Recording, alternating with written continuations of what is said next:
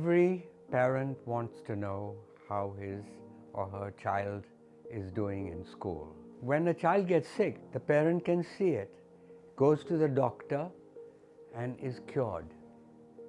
But when you can't tell what's happening in the head, then there's need for the school to measure outcomes of learning and to publish those so the parent also knows. This is how a child will improve, will be able to choose the best school for the child.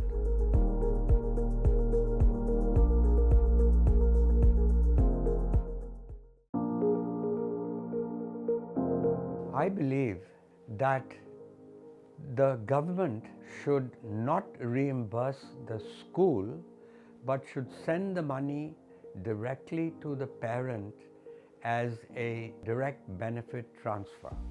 When the child brings money as fees, the child gets dignity. It also is good for schools because the government is delaying the reimbursement, sometimes by years. The parents also get a choice of which school to send the child in. And if we can combine this with outcome study that is measuring our school's outcomes, the parent will have freedom. Choice gives one freedom.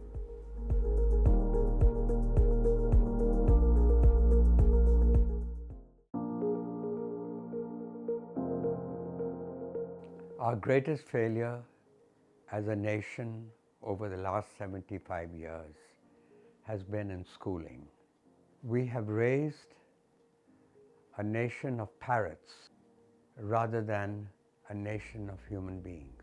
Our schools taught us to memorize by rote learning and not in a natural way, asking questions, understanding something and applying it to real life.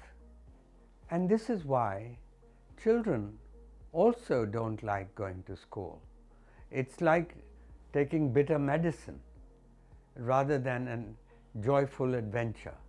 In 2020, some wise persons in the National Education Policy Committee have come up with a policy where they want to destroy that old system of rote learning and memorization.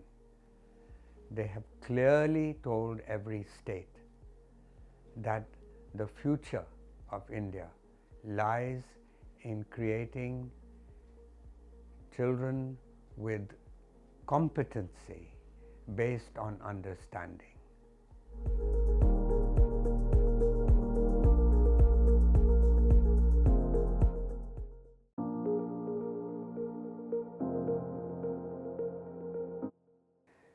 We've done a good job in enrolling our children now to school.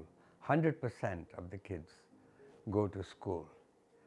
But we've done a bad job as a country in educating them.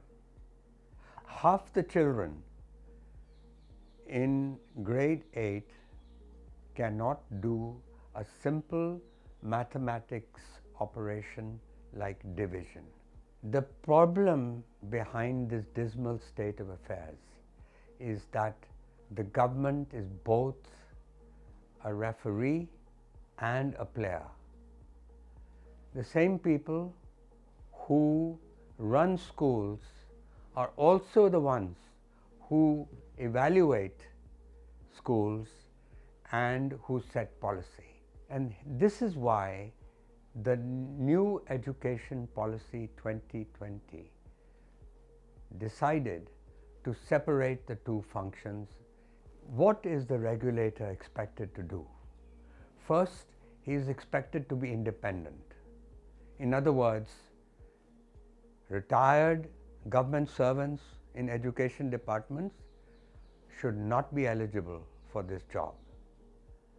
Second, the regulator will bring accountability, first of all measuring, and then second disclosing outcomes of each school.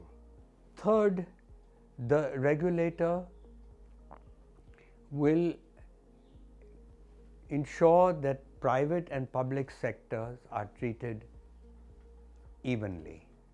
There's a level playing field. And this means, in effect, that corruption, which is rampant today, this will hopefully disappear, so that in future the schools are opened by people, idealistic people who really want to make a difference in education.